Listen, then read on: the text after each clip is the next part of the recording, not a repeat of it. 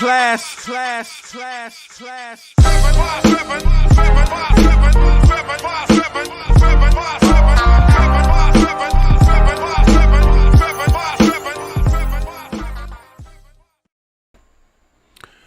evening, ladies and gentlemen. How are you guys doing today?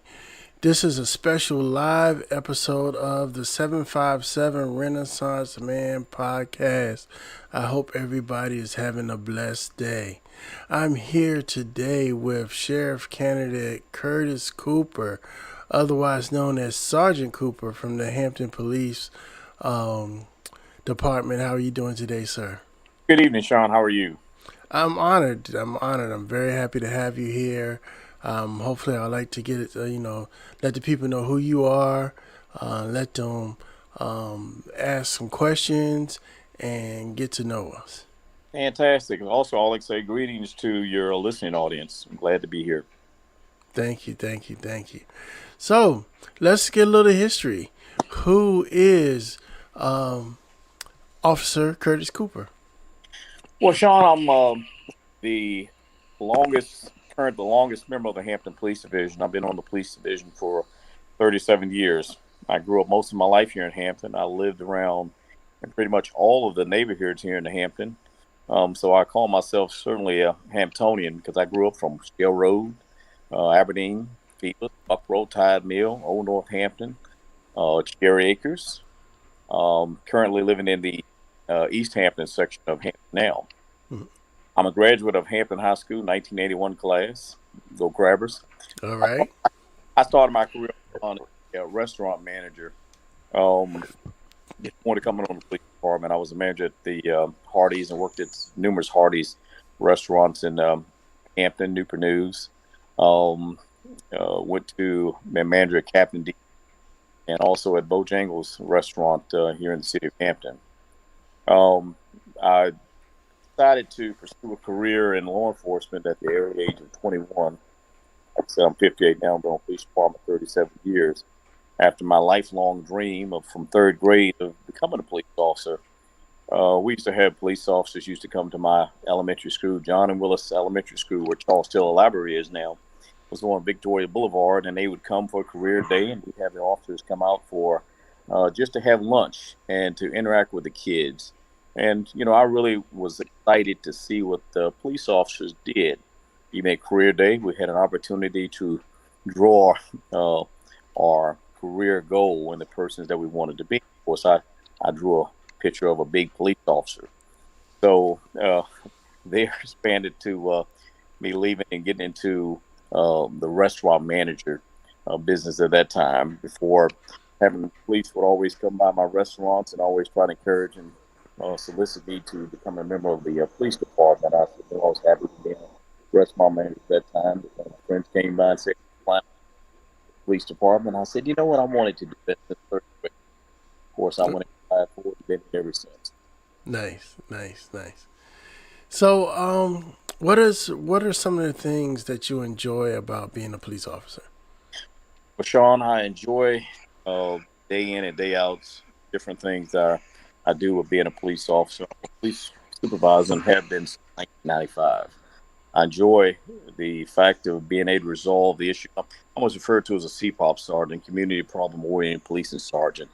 So I'm a liaison between the police division and the citizens here in Hampton, where I try to resolve and bring the resources in to deal with the problems and issues that they're having in their current neighborhood.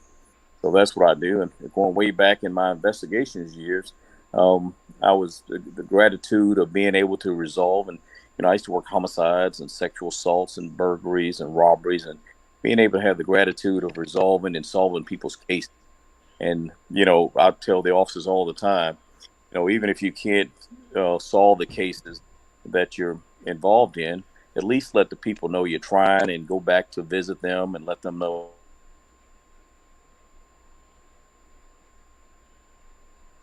Your sound cut out there. I apologize. That's all right. Say that part again. Yeah, just the fact of explaining to your officers, even if you can't resolve the crimes and issues, let the folks know that you're trying and go back to visit them day after day and day after day and let them know that you're trying and and there for them. That's the biggest rewards that they can do when they can't resolve the issues, but they make an effort to do that. All right. And we can see you guys out there. So if you have any comments or questions, post them in the chat and we'll address them. So, Officer Cooper, what is the main difference from, because a lot of people don't know the difference between a police officer and a sheriff. How would your role in law enforcement change?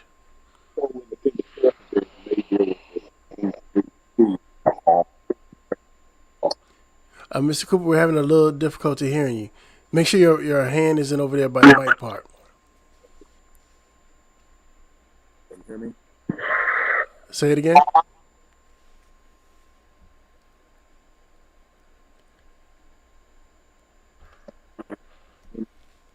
You're breaking up again. Okay, can you hear me? Yes, now we got you. Okay. I was talking about the starting off with the sheriff's department.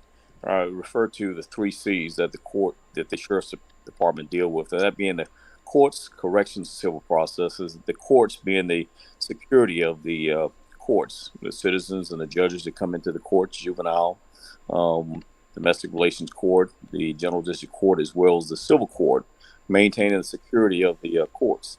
The corrections will be the jail, the annex, the processing of persons when they come into first make contact and coming into the adult facility.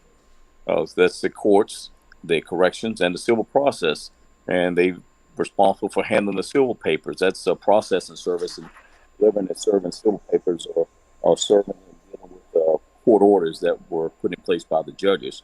And of course, on the police side, we deal with the violation of criminal laws and violations. So that's the difference between the court, the police division, and the sheriff's department. All right. We have Miss Brenda Connors saying, thank you for your service. Thank you, Brenda. And Tanisha, is it Gone Slaves, I believe? She says you're amazing. Thank you. Appreciate that. So, why should someone vote for you?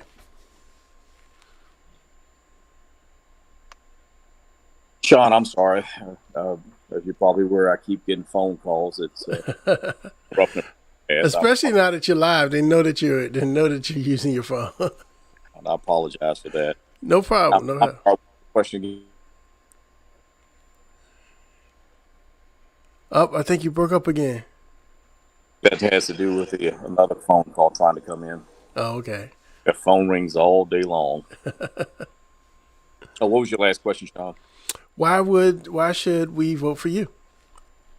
Well, the main reason I'm running for sheriff is because the current leadership of the sheriff's department is not giving the citizen services that the city and the citizens deserve. The morale in the sheriff's department has fallen. Its efficiency and staffing has suffered. The department is not able to fill the many positions that are open with the positions, not only for deputies, but medical staff and dental staff. I didn't get in this race and haven't been in a race before because of Mr. Cooper wanting to be sheriff in Hampton. But I get calls from the deputies, current deputies, that can't talk about it. I get calls from former deputies, get calls from many citizens that says, we're familiar with you, Mr. Cooper. We're familiar with your qualifications, and we think you would make a great sheriff. There's a lot of issues within the sheriff department that people don't know. They like to talk about the many awards that they've received. And of course, I've done a lot of research and found that the awards they've gotten are due a lot because of the false stats that they provided, even on their own webpage where they have their internal affairs section where they list different stats through the years. And I've done research and have factual documentation that incidents have occurred where they reported 0 stats have occurred. And I have factual documentations where incidents occurred where they say 0 sexual assaults in the jail, 0 maiments in the jail. And I've got stats that I would be more than glad to produce that show that these incidents did occur when they had 0 stats reported. Mr. Cooper, we lost your video. Let's see if we can get you back. Can you hear me now, Sean? I can hear you, but we can't see you. Okay, let's see.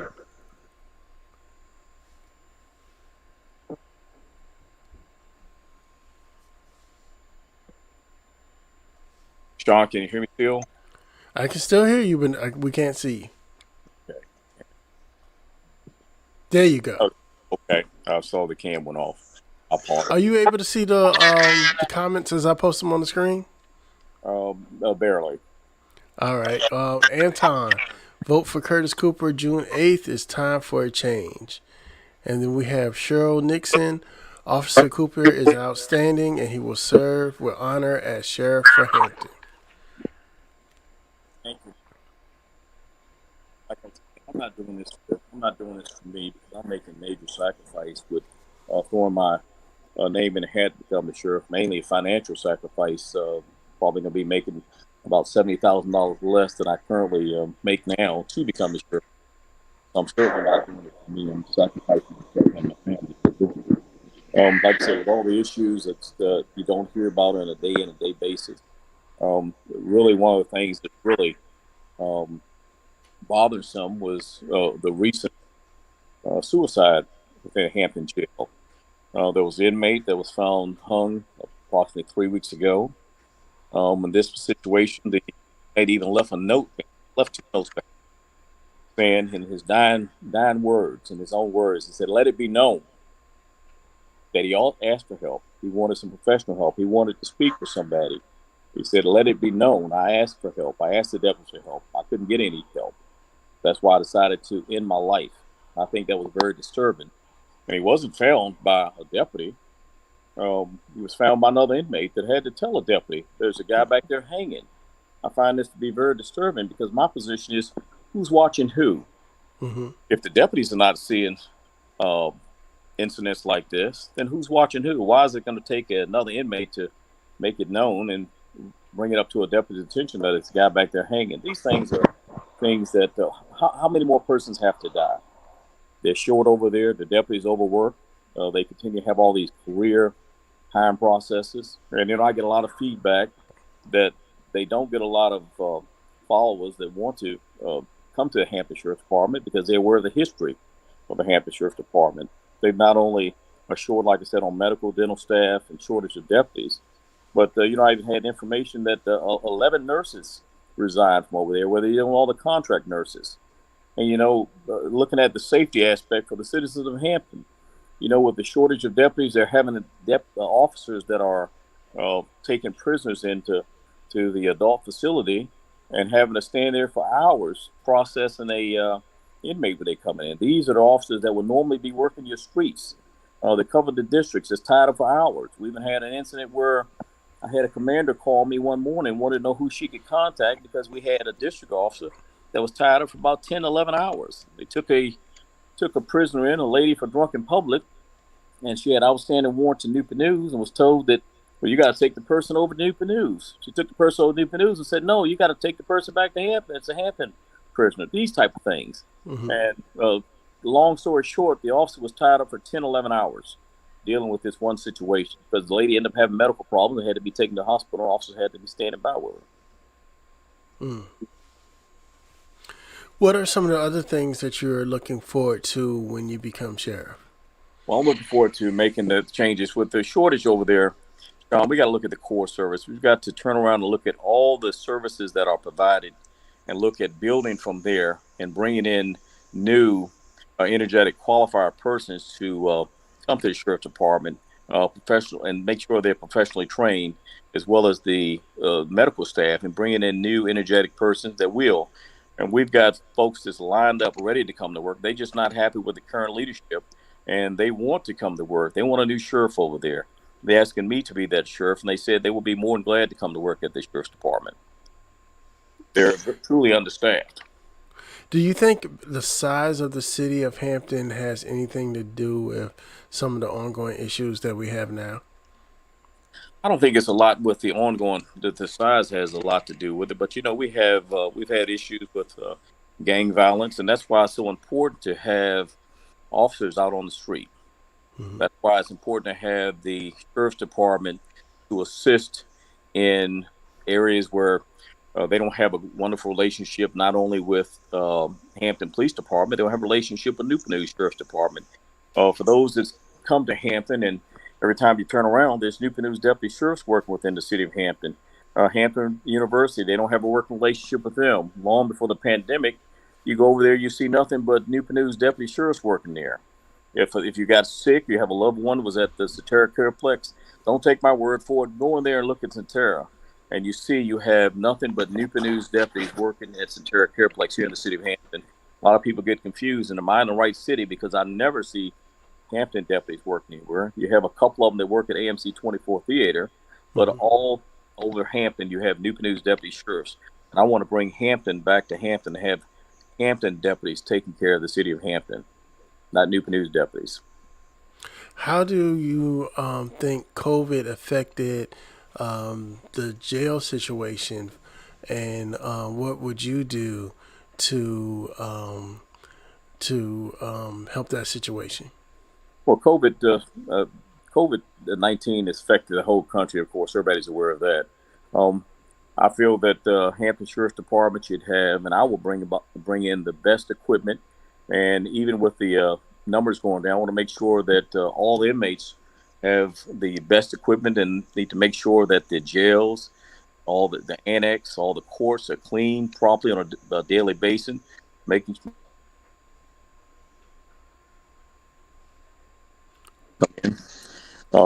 making sure that we have the best equipment to deal with the COVID situation, even when the numbers go down. I want to make sure the inmates are provided with the best care and the best equipment to track the COVID, and make sure that the proper medical attention is given to those in place, and make sure safe distance and all the proper equipment is in place to keep not just the inmates, but all those folks that visit any of the sheriff's department buildings in safe from catching COVID.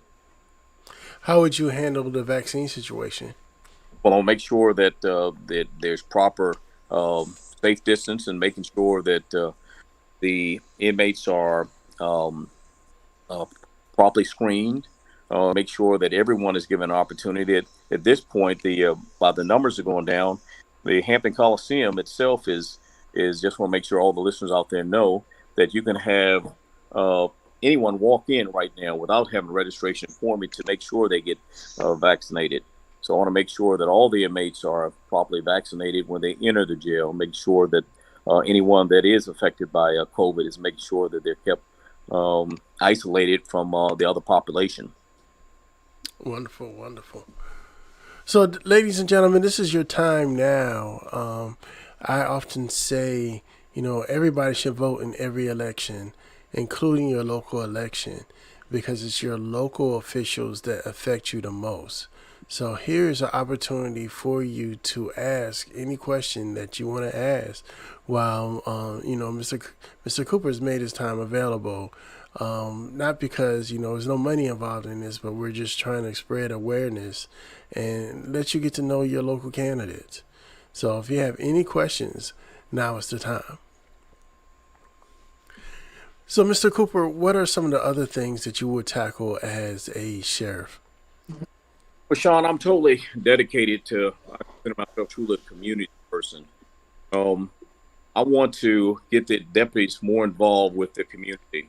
Uh, Me personally, I deal with the at-risk youth on a daily basis out in the community at the Boys and Girls Club, Michelle Road. I'm normally there from Monday through Friday. I think the deputies need to be involved. I think this is the root of a lot of the gang activities and problems that we're having in the community, and I think we need to get the deputies in those areas, not just the areas where things are we're not having issues, but we need to be in these targeted areas where the problems are, and getting them involved and interacting with the youth. I've always been a part of working with the kids, seniors, long time, uh, many years ago when I worked in the public housing complexes. I would always um, get citizens, the senior citizens from all different communities. And I made arrangements through the Hampton City Transportation to bus them out to Holiday Inn, provide them dinner, programs.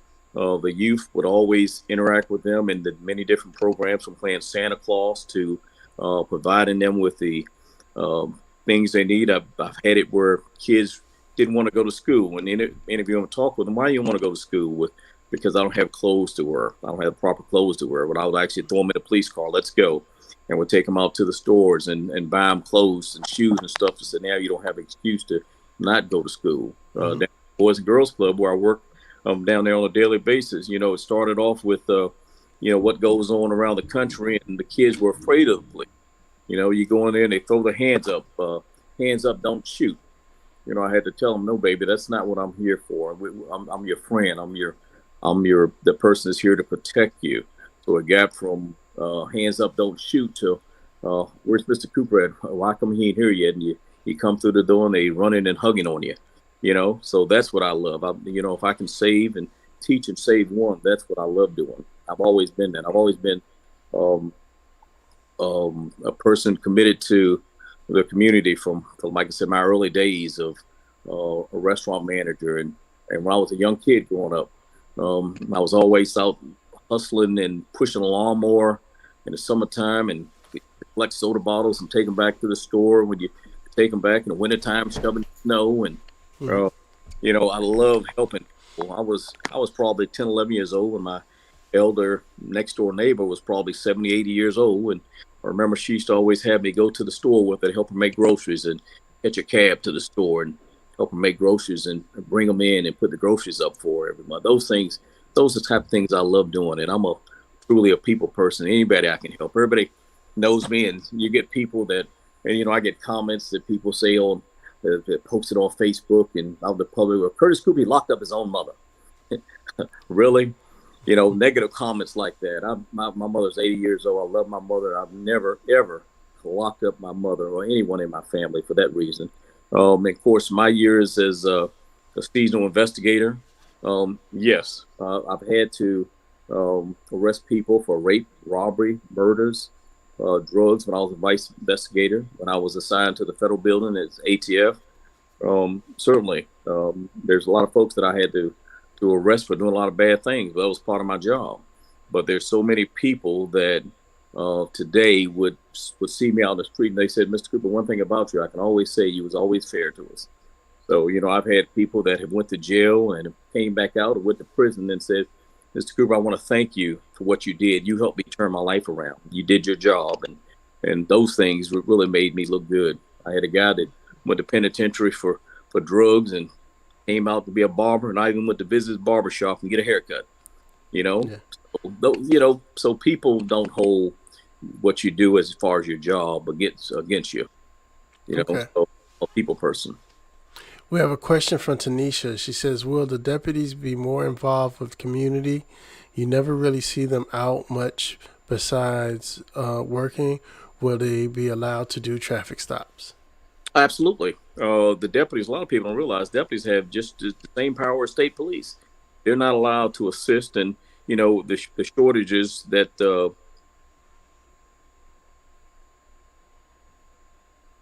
again, I had another call try to come in. That's all right.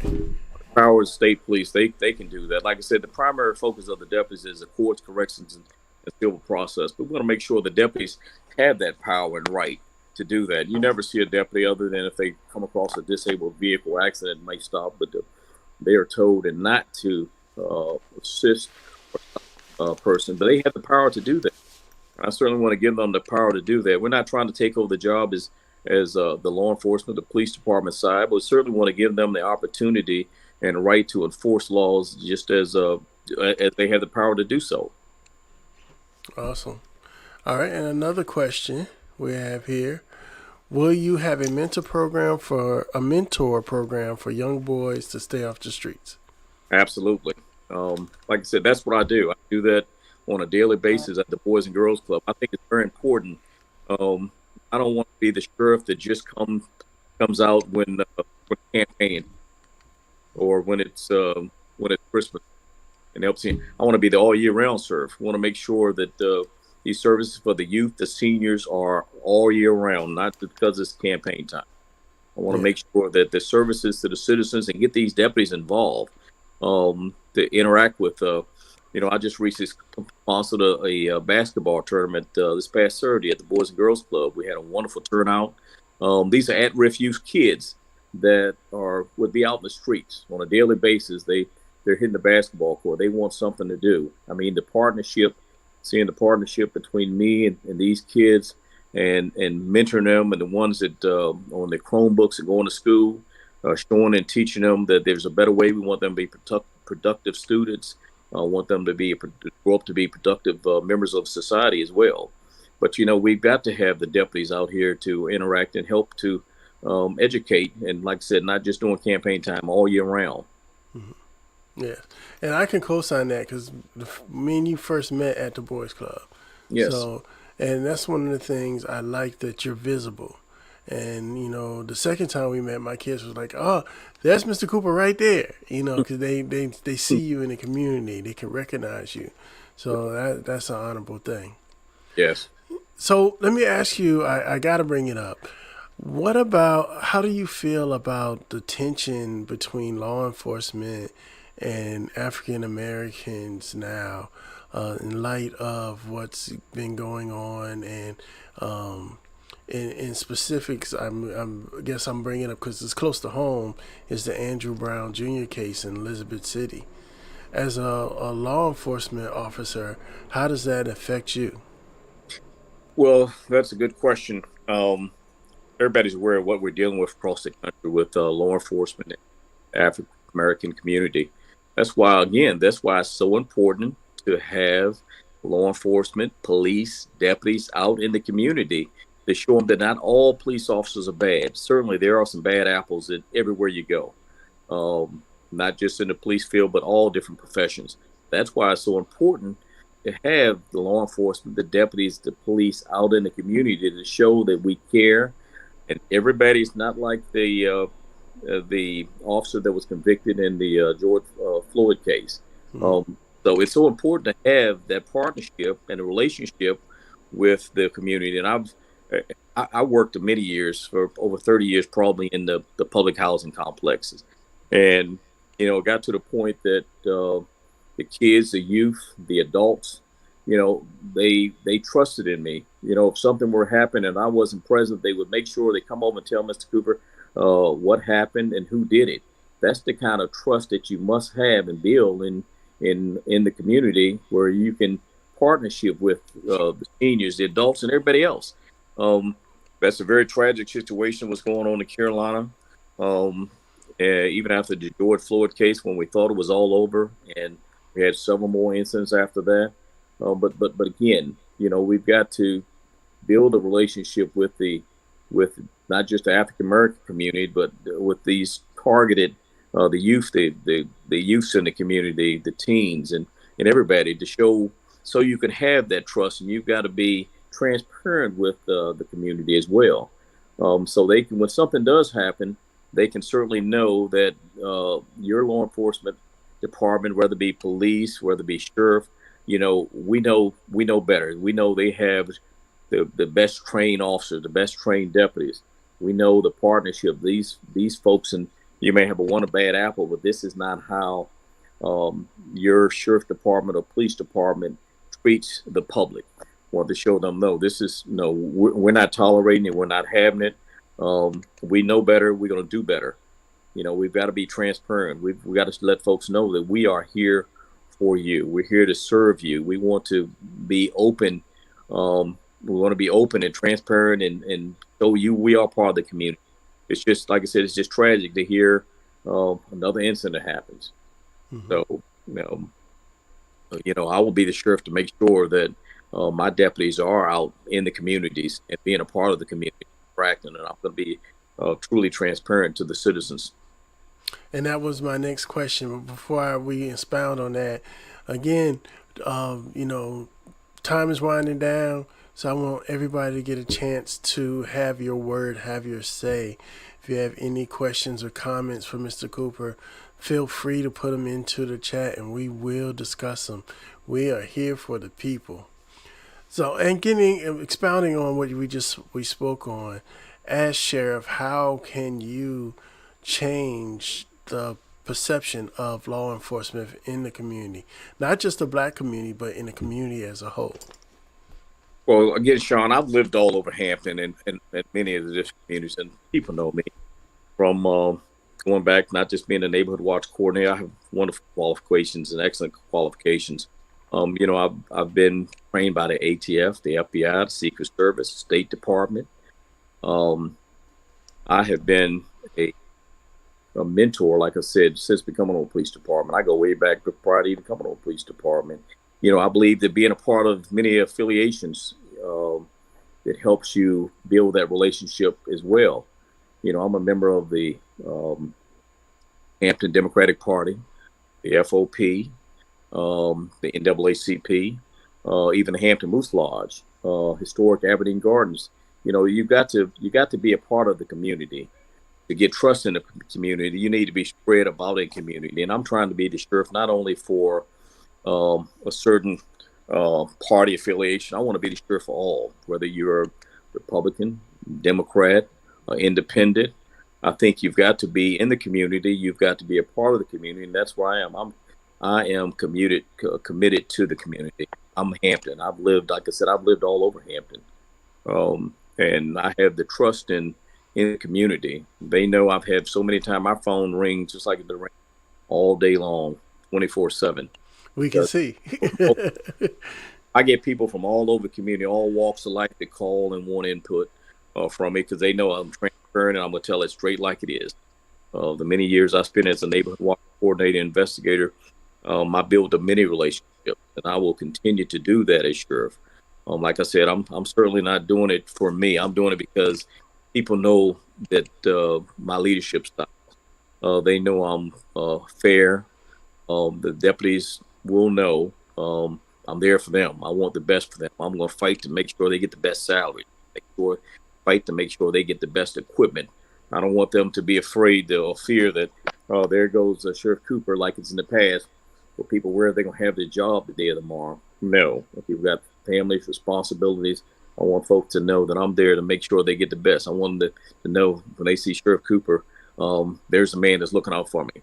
And I can share some stories where you've got, and it's not recently and all over, you've got Hampton Sheriff staff, deputies, other staff members are told to take and put a yard sign in their yard. It's been told that that folks go around to check to make sure that you have a yard sign in your yard.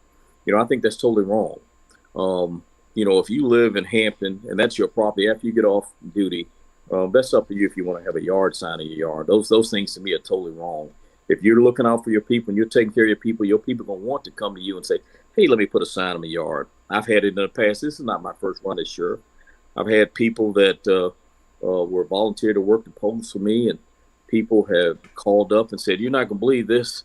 Those deputies that were told when they're off, if they're off, they had to work the polls. They took your literature from us, and when people come up, they would vote for Cooper Sheriff, vote for Cooper Sheriff. And that was the other opponents, deputies that were working. So I'm not going to force anyone or ask anyone to work polls for me or put yard signs in your yard. If you're taking care of your people, then those deputies or your personnel is going to want to put yard signs in your yard. They're going to want to work the polls for you. I'm never going to do that. Never encourage people to, or demand people put yard signs in your yard just because you work for the department. I think that's totally wrong. I'm going to be the sheriff's just going to change all that. That's never going to happen under my watch. Good. We have another comment here from Dalton Dale Nixon. It says, outstanding answer, relationship. And Curtis was mentored by the original officer, Friendly Sergeant John H. Jr. Coleman, as this is the type of policeman Mr. Cooper has been. Absolutely. I can talk about John Coleman. We talk about when I was in third grade, going back to John and Willis School. He was one of those officers. Officer Friendly was right there at John and Willis School. He was one that was coming to the schools, not just Willis, but all the other schools. He was coming to the schools and sitting down having lunch with us. And that's what made, like I said, if you could teach one and save one, that's what made me want to be a police officer. I love what they did. I love the way they came in and greeted the kids and interact with them. And that's why I love what I do. Like I said, with the reactions, not just for the boys and girls, but all over. When you have kids afraid of the police and, those kids are throwing their hands up, don't shoot. Those are kind of things that they hear about, those kind of things they see on TV. All this stuff got to change. We got to get out in the community. We've got to, not just in Hampton, but all over, build there's a major problem with gangs and relationship and the trust. If you don't have trust in your community between law enforcement and the police officer, you have nothing. Mm-hmm. You know, you have nothing. You have nothing. You've got to have the trust and with your relationship.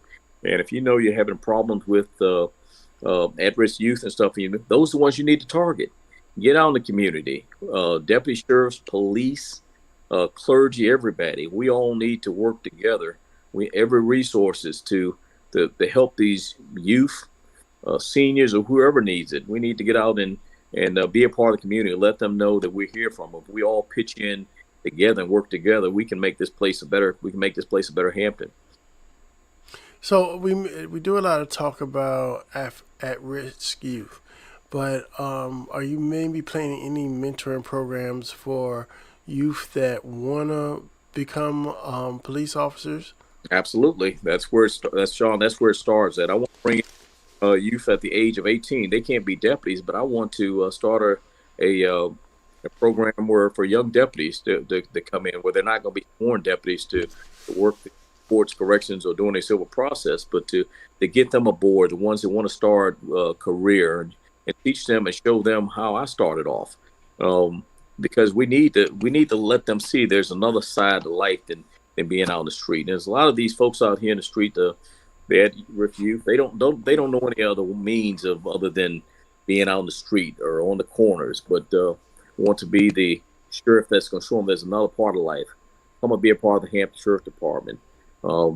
These are things that's going to help us build that relationship and get the trust that's needed between these at-risk youth and kids, but they've got to get to them early. That help save them. When we can save one, we made a major difference. Yes, sir. Miss Tanisha says it's time for a change. Curtis Cooper will be that change. Yes, like I said, I'm willing to make the major sacrifice. I've get calls from current deputies. They can't talk about it. They tell me that they're asked by the sheriff, how about y'all? Y'all try not to tell them the bad things about us. What's going on? Can y'all don't go out and talk about us? I want to be the sheriff that's going to be so transparent and make these deputies. And I know there's so many overworked over there because of shortage, but we got people already to come to work at the sheriff department. They just want to be a change. We've got deputies that I'm told they're saying we're just waiting for June 8th to see if there's going to be a change. Because if there's not going to be a change, we're quitting as well. We're not going to stay a part of this sheriff department. So if you think they're short now, they're going to get shorter. People do not want to be there. They're standing by for a change. I've had a deputy said he talked to a higher up and said, hey, why can't we retain people? Why don't people want to come work? The deputy was told that because people over here don't know how to treat people and don't know how to talk to people. And that's sad when you got the folks, you got deputies over there being told this. This is the real truth. They don't know how to treat people over here. They don't know how to talk to them. So I'm going to go over there and make changes over there to make people feel that this is a place that they enjoy working at, happy, wanting to come to work, and know that they got a sheriff that's fighting for all the best benefits and a better place for them to work at, or a wonderful work environment. Awesome. I think this is a great segment to wrap it up at. I want to give you a chance to give any last comments you have. And this is the final countdown, y'all. Last call for comments. And, tell them really what's on your heart, Sheriff. Like I said, I'm not doing this for me. I'm doing this for those deputies that's currently there, the many deputies that left the sheriff's department, and the many citizens that know the real Curtis Cooper. They know what I'm about. They're asking for change. I'm willing to be the I want to get over there and make a difference. The sheriff's department, I really want to get the sheriff's department involved in the community. I want Hampton deputies to be seen in the city of Hampton. I love Newport News deputies. I have a very close relationship with Sheriff Morgan over there. I've already spoke with him. I told him if Cooper becomes sheriff, I want these deputies, Hampton deputies, being a part of Hampton. We have not just a shortage within the um, lockup area, the adult intake, but we've got so many Hampton officers are being tied up where Hampton sheriff's deputies could handle the emergency custody orders, the temporary detention orders, the transport. We have so many officers on a daily basis, 3, 4 officers at a time, to have to transport persons with committal papers out of the area, sometimes 3, 4 hours away. And we don't just send one officer. Sometimes that's always 2 officers that have to transport these persons. Those areas where we could have had the Hampton deputy sheriffs involved, contracted to transport these people. Like, again, you go to Hampton Terra Careplex, you see nothing but Newport News deputies over there. Hampton sheriff's deputies should be involved, and they could handle the ECOs and the TDOs, where you could have your Hampton officers on the streets in your neighborhoods to keep your neighborhoods safer. Those are taxpayers' dollars that are going to those Newport News deputy sheriffs. These are taxpayers' dollars that should remain in the city of Hampton. We're losing a lot of taxpayers' dollars going to the deputies from Newport News. So if you vote for Curtis Cooper on June 8th, 2021, I promise you, you will see a change. We're going to fulfill the shortage of the deputies, the medical staff over there. People are going to be happy and want to come to work in a wonderful work environment. So I need your support on June 8th if you want to make a change. June 8th, 2021, vote for Cooper for sheriff. I'm doing this for people. We have one more question. Mr. Dalton Dale Nixon wants to know, is there a debate coming up? There is a debate coming up on May 15th. There's the treasurer's debate and the sheriff's debate. It's at 10 a.m. Mill Point Park. I believe the treasurer's debate is from 10 to 11:15, and the sheriff's debate starts at, I believe, 11:30 to 1. My understanding at this point, the current sheriff is not signed or going to participate in the debate. The debate will be between myself and former sheriff deputy John Perkins. My understanding that the current sheriff will not participate in the debate. There's a young moderator. It's unfortunate that she's not going to be around to answer questions. I understand she was on the radio this morning, and one of the questions was, again, talked about the hanging in the jail. There's been numerous suicide attempts, hangings in the jail, and she was asked about that question, and the only thing she could say was, well, it's under investigation. I'm not going to talk about it. Mm-hmm. You know, being transparent. Let the people know what really happened. Let the people know you're short-handed. Inmates, again, who's watching who? When you got an inmate, got to tell the deputy there's somebody back there hanging. You know, what else could be going on with these inmates if you don't have the staff? And, you know, so there's supposed to have been 2 or 3 deputies per floor. I had a guy that said he was a former deputy, said they're lucky sometimes to have one. He said he was on the sheriff's department. He couldn't take it no more. He left. He said, but Mr. Cooper, you become sheriff, I'll be more than glad to come back. So that's an excellent question about the debate. We'd be certainly glad, because there's a lot of questions that we want to address to the current sheriff, and we need some transparency. There's some issues that's been going on, and she wants to talk about. She wants to continue the legacy of the former Sheriff Roberts. Well, let's talk about some of those things. Let's talk about some of the things that has happened. And she was a colonel there for many years, and she's, truth be known, she was the one responsible for the jail. She was there when you had a deputy sheriff that was at juvenile court having sex with prostitutes in the jail. She was the chief deputy. You had a juvenile deputy was transporting a juvenile on his lunch break. He put his gun in the back seat, and you had a juvenile that had to let it be known and tell him and hand his gun to him. Hey, it's a gun back here. His own gun was back there. There's been many things. Everybody remember the incident where you had a male prisoner that was in a jail cell with female inmates. And it wasn't until female inmates complained and told deputies, hey, this guy right here is not a female. This is a male y'all put in here with us. There's been so many incidents. And she was the chief deputy during that time. She was responsible for the jail. So there's a lot of things that, the public doesn't know. And some of the stuff was publicized. So we can't talk about a lot of stuff. There's a lot of other things that we can bring up. So you got to have proper training. You got to have proper staffing to make sure we don't have these um, um, suicides, maimings, sexual assaults, and stuff like this. Like I said, I've got factual documentation where they reported that a lot of these areas, zero incidents occurred. I can truly tell you that's not true. I've got the factual documentation that I can show those incidents occurred where they reported zero, and those incidents occurred.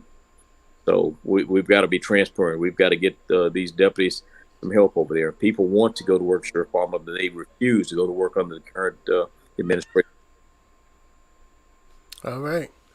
Well, I want to remind everybody to vote on June the 8th and vote for Curtis Cooper. Is there any last words before we close out? You got any last things to say, Mr. Cooper? Just again, remember, if you want to change, June 8th, 2021, vote Cooper for sheriff. I will be the change that the Hampton Sheriff Department needs. So again, and remember, my webpage should be up and going live. Remember, webpage is cooperforsheriff2021.com. And can't they catch you on Instagram and Facebook? Absolutely. Ladies and gentlemen, I want to thank Mr. Curtis Cooper for coming and taking time out of his day, coming to talk to you guys, giving you a raw, uncensored conversation, which we need from not only sheriffs, but a lot of other of our elected officials. So, Mr. Cooper, I want to thank you for taking your time out of your day today. Thank you, Sean, for having me, and thank you for your listening audience and the questions that came. Thank you. Yes, sir. We have a young man that says Curtis Cooper will be the change. That's correct. Yes, sir. Oops. All right, ladies and gentlemen, I want to thank you for taking your time out, listening to us. I am Sean. This is the 757 Renaissance Man podcast, live edition, and we are here with Officer Curtis Cooper. And thank you again for your time, and we are out. Thank you, Sean. Class.